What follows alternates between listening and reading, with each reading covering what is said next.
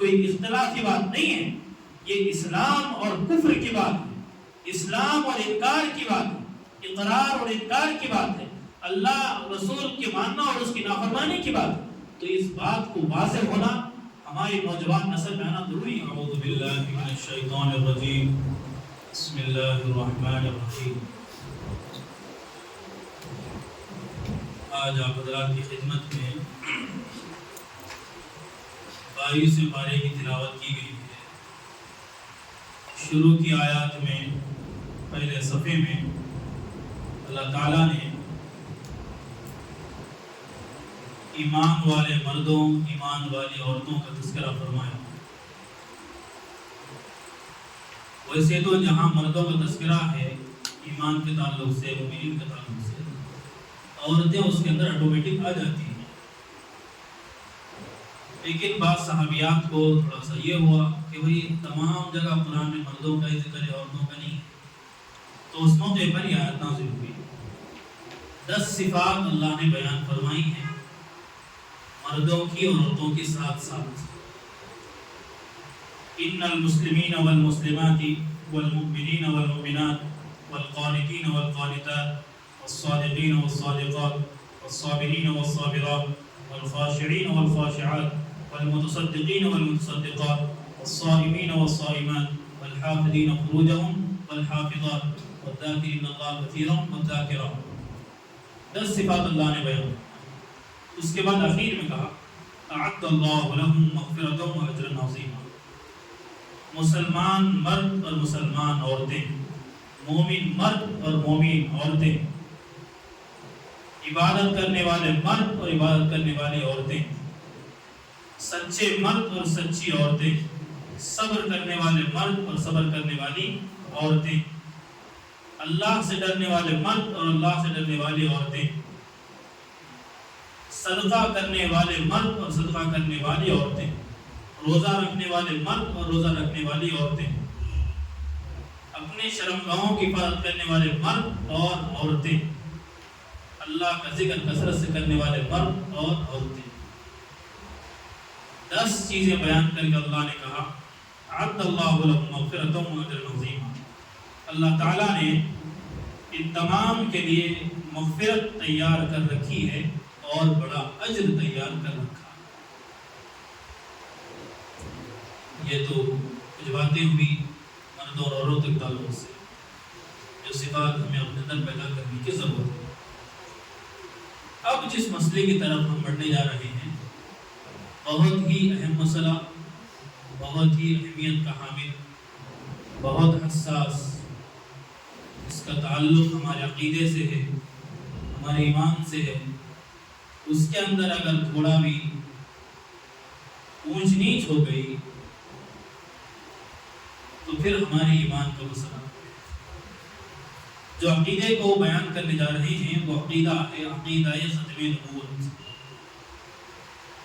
12 آپ حضرات نے بیانات سنے ہیں، تقریریں سنی ہیں اس تعلق سے، ختم نبوت کے تعلق سے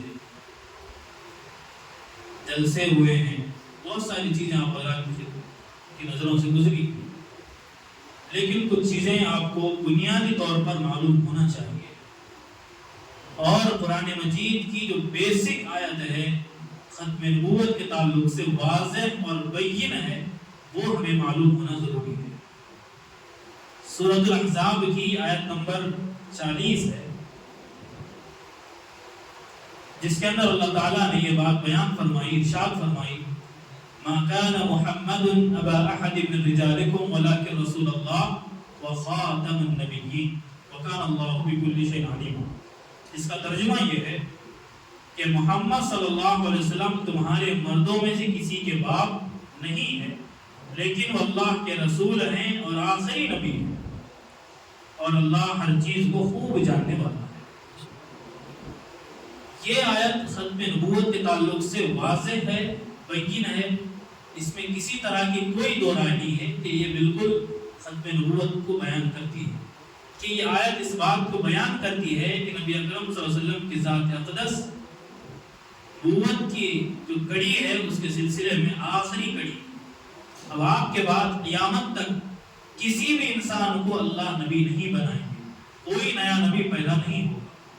یہ بات اب ہم اس آیت کا پس منظر کیا ہے، اس کا بیک گراؤنڈ کیا ہے، اس کا شان نزول کیا ہے، اس کو سمجھیں۔ یہ بہت ضروری چیز ہے۔ عربوں میں رواج تھا کہ منہ بولا بیٹا بنانے کا، اگر کسی کو اولاد نہیں ہوتی، نرینہ اولاد، لڑکے جس کو نہیں ہوتے تو وہ کسی کو اپنا لڑکا بنا لیتا، اسے منہ بولا بیٹا کہتے۔ تو اتنا خطرناک رواج تھا وہ، منہ بولا بیٹا حقیقی بیٹے کے جیسا اس سے برتاؤ ہوتا تھا، سب وراثت میں اس کو حق دینا، اسی طرح باپ کی نسبت اسی بندے کی طرف کرنا جو اس کو منہ بولا بیٹا بنایا ہے۔ تو ایک عجیب رسم تھی جو کہ شریعت کی مزاج کے خلاف تھی۔ نبی اکرم صلی اللہ علیہ وسلم نے اپنا ایک منہ بولا بیٹا بنایا تھا جن کا نام تھا زید بن حارثہ۔ کیا نام تھا زید بن حارثہ۔ یہ حضور کے غلام تھے، حضور صلی اللہ علیہ وسلم نے ان کو آزاد کر دیا۔ آزاد کرنے کے بعد حضور نے ان کو اپنا منہ بولا بیٹا بنا دیا۔ تو لوگ یہ کہنے لگے زید بن محمد، زید بن حارثہ ان کا نام تھا، ان کے والد کا نام حارثہ تھا۔ آپ وسلم نے ان کو آزاد کر دیا تھا، آزاد کرنے کے بعد اپنا کیا بنا لیا، منہ بولا بیٹا بنا لیا، لے پالک بنایا، سمجھ دیجیے۔ تو لوگ یہ کہنا شروع ہو گئے زید بن محمد کہنے لگے لوگ۔ یہ پس منظر سمجھنا ضروری ہے، اس کے اندر بہت ساری چیزیں ہیں، اس کو سمجھنا ضروری ہے۔ اب اس کے بعد ہوا یہ کہ زید بن حارثہ کی شادی، ان کا نکاح اللہ کے رسول صلی اللہ علیہ وسلم نے ایک صحابیہ سے کرایا جن کا نام تھا زینب رضی اللہ تعالی عنہ۔ کیا نام تھا ان کا؟ زینب۔ تو ان دونوں کا نکاح کر دیا۔ اب نکاح کرنے کے بعد زید بن حارثہ اور ان کی بیوی حضرت زینب رضی اللہ تعالی عنہ، اب ان دونوں کے درمیان کچھ جبرا نہیں تھا، دونوں کے درمیان کچھ نباہ نہیں ہو رہا تھا، ایڈجسٹمنٹ نہیں ہو رہا تھا۔ حضرت زید نے کہا، حضور سے مشورہ کیا کہ میں ان کو اب طلاق دینے والا ہوں۔ حضور علیہ السلام نے ان کو سمجھایا کہ بھئی تھوڑا سا صبر کر لو، کوئی مسئلہ نہیں، ایڈجسٹ کر لو، لیکن بہت زیادہ کوشش کے باوجود بھی وہ ایڈجسٹ نہیں ہو پایا۔ تو حضرت زید بن ثابت رضی اللہ عنہ نے، زید بن حارثہ رضی اللہ عنہ نے حضرت زینب کو کیا کر دیا، طلاق دے دی۔ اب طلاق دینے کے بعد، اب چونکہ عرب میں یہ رواج تھا کہ منہ بولا بیٹا کو حقیقی بیٹا سمجھتے تھے اور اس کی بیوی کو حقیقی بہو سمجھتے تھے، تو یہ رسم ختم کرنا تھا، شریعت کے خلاف یہ چیز تھی۔ تو اللہ تعالیٰ نے حضرت زینب رضی اللہ تعالی عنہ کا نکاح حضور پاک صلی اللہ علیہ وسلم سے کر دیا۔ بات سمجھ میں آ رہی؟ زید بن حارثہ نے طلاق دیا۔ زید بن حارثہ حضور کے منہ بولے بیٹے تھے، لے بالغ تھے، طلاق دے دیا انہوں نے اپنی بیوی کو۔ اس کے بعد اللہ تعالیٰ نے یہ حکم دیا، بلکہ اللہ تعالیٰ نے خود حضرت زینب رضی اللہ عنہ کا نکاح کس سے کر دیا؟ حضور علیہ السلام سے کر دیا۔ اب لوگوں میں ایک ہنگامہ مچ گیا، مشرکوں کو اور منافقوں کو ایک موقع مل گیا حضور کو ستانے کا، پریشان کرنے کا، مذاق اڑانے کا، کہ دیکھو بھئی یہ تو کیسے رسول ہیں، اپنی بہو سے نکاح کر دی، اپنی بہو سے نکاح کر دی۔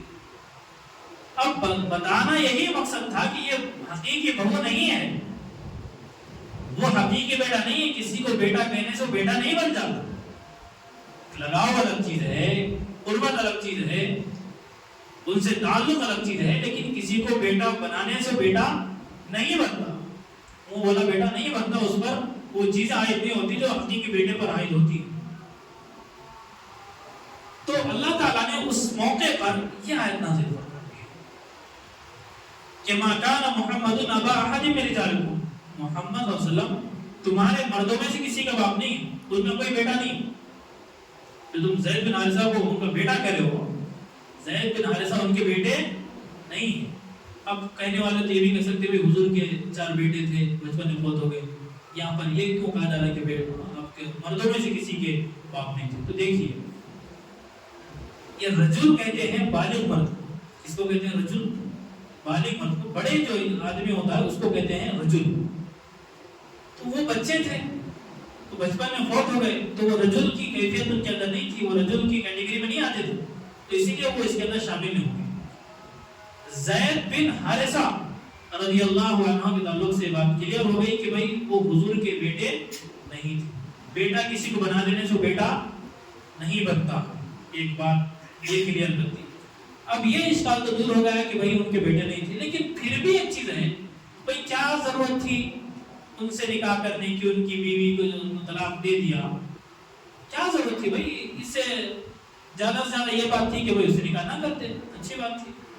کیا ضرورت تھی خواہ مخواہ نکاح کرنے کی؟ تو پھر اللہ تعالیٰ نے آگے کا جملہ بیان کرا وَلَٰكِن رَسُولَ اللَّهِ.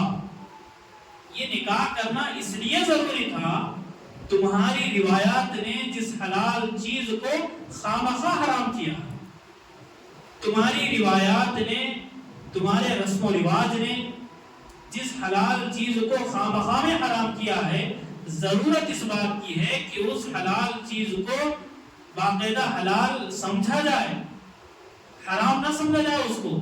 اور یہ کون کرے گا؟ یہ رسول کی ذات کرے گی، تبھی اس کے اندر اثر پیدا ہوگا.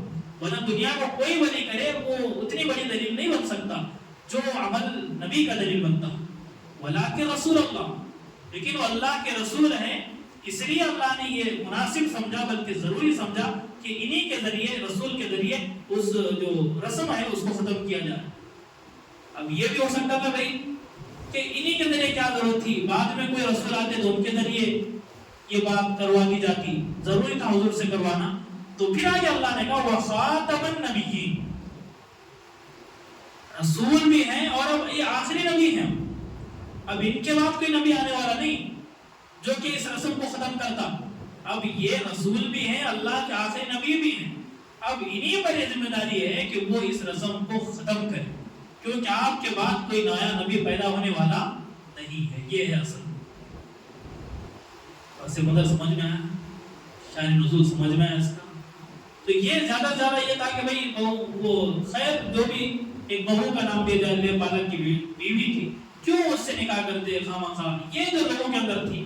تو بھائی یہ سوال لے کے جا رہا ہے کہ تم نے کیوں خامخواہ حلال چیز کو حرام کر دیا؟ تو وہ اس رسم کو، اس عمل کو جس کو انسانوں نے حرام قرار دیا، اللہ نے اس کو جائز قرار دینے کے لیے نبی کا ذات کا انتخاب کیا. اور نبی کا ذات کا انتخاب اس لیے کیا کہ اب یہ آخری نبی ہیں، ان کے بعد کوئی نبی آنے والا نہیں جو اس رسم کو ختم کر سکتا تھا. اسی لیے اللہ نے حضور کی ذات کے ذریعے اس کو کیا کر دیا، اس رسم کو ختم کر دیا قیامت تک. یہ ہے اس کا پس منظر خلاصہ. اب دیکھیے ختم نبوت پر آئیے. اب اس آیت میں اللہ تعالیٰ نے 3 پہلوؤں سے ختم نبوت کو واضح کیا. اس کو سمجھیے کتنے طریقوں سے؟ 3 طریقوں سے، 3 سلسلوں سے اللہ تعالیٰ نے کس کو ثابت کیا؟ ختم نبوت. ختم نبوت کا مطلب وہی کہ حضور صلی اللہ علیہ وسلم آخری نبی ہیں، آپ کے بعد قیامت تک کوئی نیا نبی پیدا ہونے والا نہیں ہے. یہ عقیدہ ختم نبوت کہلاتا ہے. پہلی بات تو یہ ہے. اور ایک چیز اس کے اندر جو آیت میں ہے وَخَاتَمَ النَّبِيِّينَ، اس کو تھوڑا سا بات کر لیں. خاتم النبیین، اس کو 2 طریقے سے پڑھا گیا. ایک خاتم النبیین، ایک خاتم النبیین. خاتم تا کے زبر کے ساتھ اگر پڑھیں گے اس کا مطلب ہوگا مہر. اس کا مطلب ہوگا مہر جو آخر میں لگائی جاتی ہے. ہم نے دیکھا ہوگا سیل پیک، تو کمپنی کے سیل لگے ہوتے ہیں، اس کا مطلب ہوتا ہے اب کوئی چیز اندر جائے گی نہ کوئی چیز سے باہر آئے گی. یہ کمپنی کا سیل ہے، یہ گورنمنٹ کا سیل ہے، فلاں چیز کا سیل ہے، مہر ہے کہ اب اس کے بعد نہ کوئی چیز انٹر ہوگی نہ کوئی چیز ایگزٹ ہوگی اس سے. یہ اس کا مطلب. اور خاتم کا مطلب جو نبیوں کا سلسلہ ہے اس کو ختم کرنے والے. دونوں کا مطلب ایک ہی، دونوں کا مطلب آخری ہی کہ دونوں کا مطلب آخری. خاتم پڑھیں یا خاتم پڑھیں، خاتم پڑھیں یا خاتم پڑھیں. اسی طرح انگوٹھی کو بھی خاتم کہا جاتا ہے.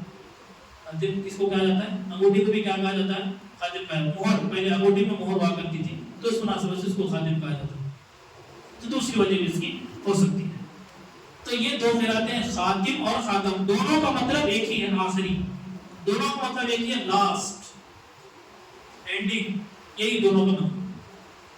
اب میں نے یہ بات کہی تھی کہ ختم نبوت کو اس آیت میں اللہ تعالیٰ نے 3 سلسلوں سے بیان کیا، 3 طرح سے بیان کیا۔ پہلی بات یہ فرمائی خاتم، کوئی بات گزری ختم کرنے والا۔ دوسری بات کہی نبیین، نبی نہیں ہے یہ باپ کے بعد، نبیوں کا سلسلہ ختم یہاں پر۔ دیکھیے ایک ہوتے ہیں نبی، ایک ہوتے ہیں رسول، دونوں میں تھوڑا سا فرق ہے۔ رسول کا مطلب ایسے نبی، اللہ کے وہ پیغمبر جس کو اللہ تعالیٰ نے شریعت دی ہو، کوئی کتاب ان پر اتاری ہو۔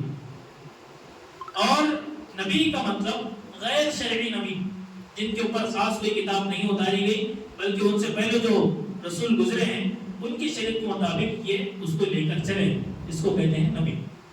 اب اللہ نے یہ کہا خاتم النبیین، آخری نبی ہیں۔ بھائی نبی نہیں آ سکتے تو رسول کہاں آ سکتے؟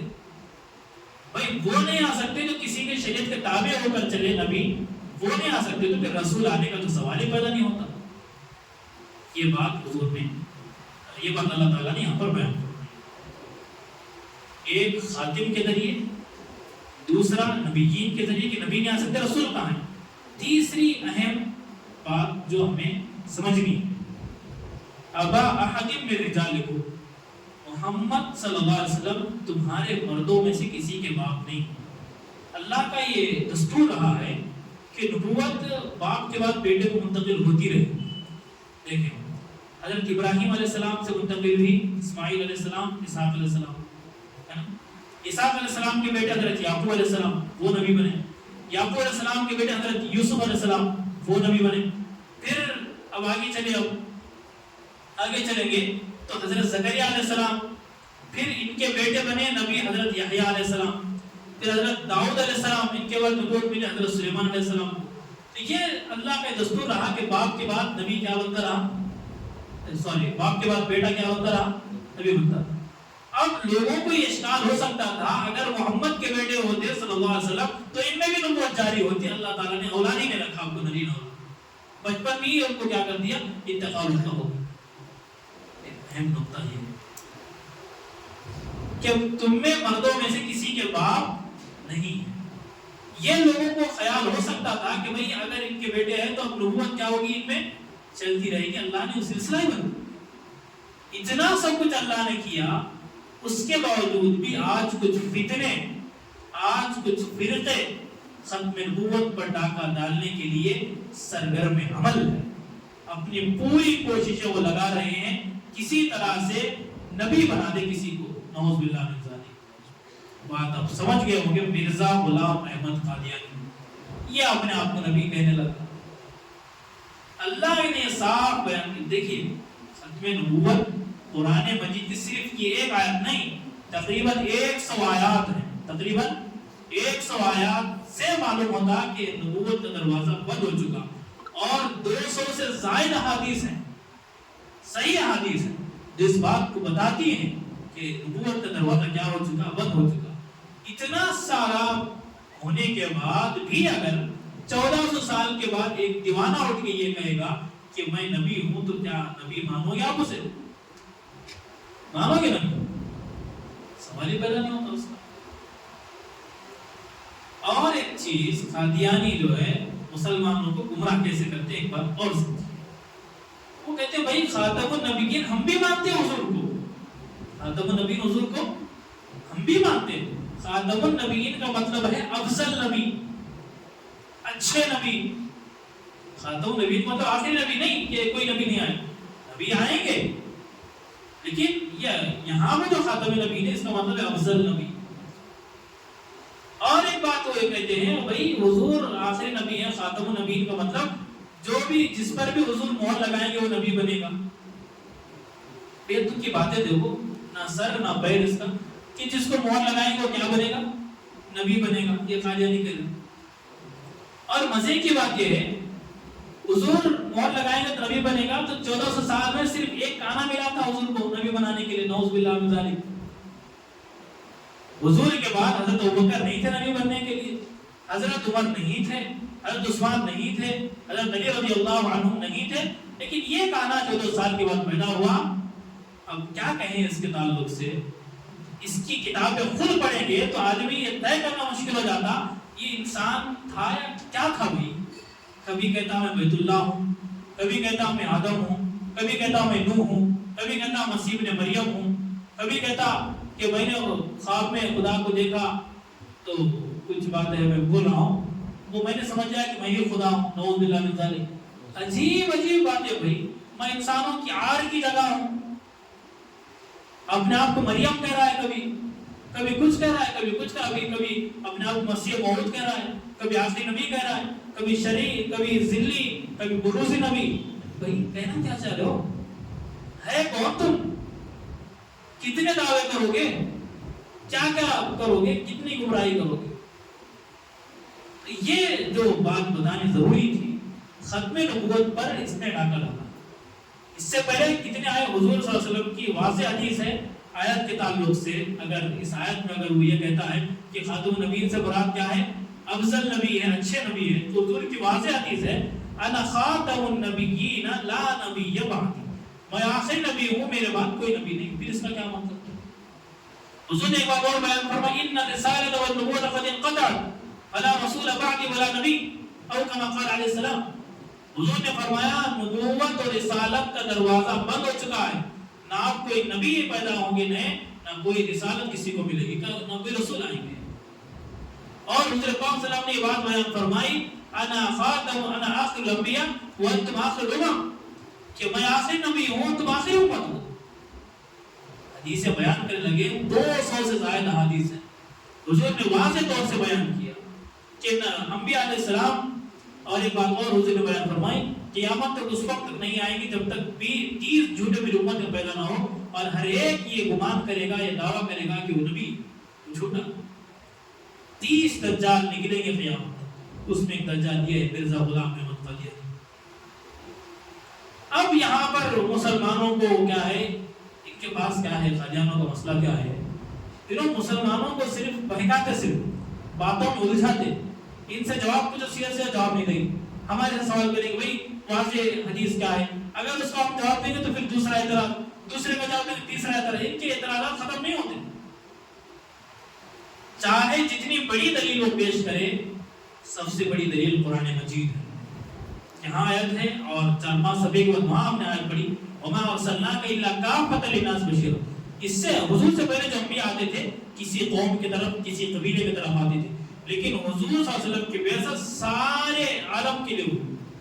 قُلْ يَا أَيُّهَا النَّاسُ إِنِّي رَسُولُ اللَّهِ إِلَيْكُمْ جَمِيعًا، میں تمام کی طرف رسول بنا کر بھیجا گا۔ کسی نبی نے نہیں کہا، حضرت موسیٰ علیہ السلام نے کہا، حضرت ابراہیم علیہ السلام نے کہا، حضرت داؤد علیہ السلام نے کہا، کسی نبی نے نہیں کہا۔ یہ حضور کی صفت ہے، یہ حضور کی خصوصیت ہے کہ آپ کو سارے عالم کے لیے رسول بنا کر، قیامت تک کے لیے رسول اور نبی بنا کر بھیجا گیا۔ تو یہ بات اپنے ذہنوں میں بٹھائیں کہ حضور اکرم صلی اللہ علیہ وسلم آخری نبی ہیں، آپ کے بعد کسی طرح کا کوئی نبی نہیں، نہ شرعی نبی، نہ غیر شرعی نبی، نہ ذلی نبی، نہ بروزی نبی، نہ کچھ بھی نہیں۔ حضور نے فرما دیا آخری نبی ہے تو بس۔ یہاں آ کر ایک اشارہ اور کرتے ہیں، ہمیشہ میں اس کا جواب دیتا ہوں اپنی گفتگو میں۔ حضرت عیسیٰ علیہ السلام قیامت کے قریب آئیں گے، تم کہتے ہو کوئی نبی نہیں آئیں گے، لیکن پھر تم ہی کہتے ہو کہ حضرت عیسیٰ علیہ السلام آئیں گے۔ 1000 بار اس کا جواب مل چکا ہے۔ حضرت عیسیٰ علیہ السلام کوئی نئے نبی نہیں ہے، حضور سے کئی سو سال پہلے آپ کو نبوت مل چکی ہے، آپ کو رسالت کئی سو سال پہلے مل چکی ہے۔ اب بات نئے نبی کیوں رہی، کس کو نبوت کے ساتھ اللہ بھیجے گا؟ حضرت عیسیٰ ابن مریم علیہ السلام کو دنیا میں واپس تشریف لانا یہ ختم نبوت کے منافی نہیں ہے، اس کے خلاف چیز نہیں ہے، اس کو اور پختہ بنانے والی چیز ہے۔ تو یہ ختم نبوت کے تعلق سے بات آ گئی آپ حضرات کی خدمت، امید ہے بات سمجھ آ گئی، سمجھ میں آ گئی بات۔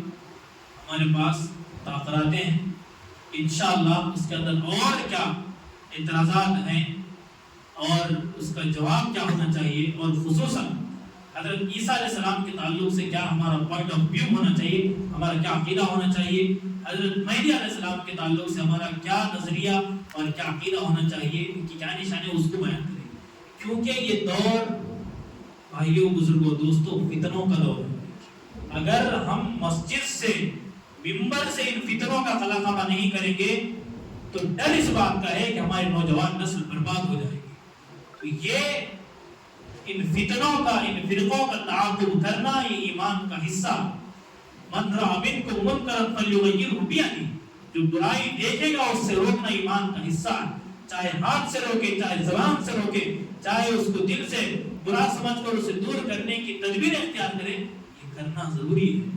کوئی اختلاف کی بات نہیں ہے، یہ اسلام اور کفر کی بات ہے، اسلام اور انکار کی بات ہے، اقرار اور انکار کی بات ہے، اللہ رسول کے ماننا اور اس کی نافرمانی کی بات ہے۔ تو اس بات کو واضح ہونا ہماری نوجوان نسل میں آنا ضروری ہے، کیونکہ موبائل یہ ہر ایک کے پاس ہے، اس سے لوگ یضل بھی کثیرا ویہدی بھی کثیرا۔ اللہ نے قرآن کے بارے بات بیان فرمائی کہ قرآن سے بہت سے لوگ گمراہ بھی ہوں گے، بہت سے لوگ اس سے ہدایت بھی پائیں گے۔ یہی مسئلہ موبائل کے ساتھ دیکھ رہے ہیں، فائدہ اٹھانے والے بہت فائدہ اٹھا رہے ہیں، بہت دین سیکھ رہے ہیں، لیکن گمراہ ہونے والے بہت دور تک جا رہے ہیں۔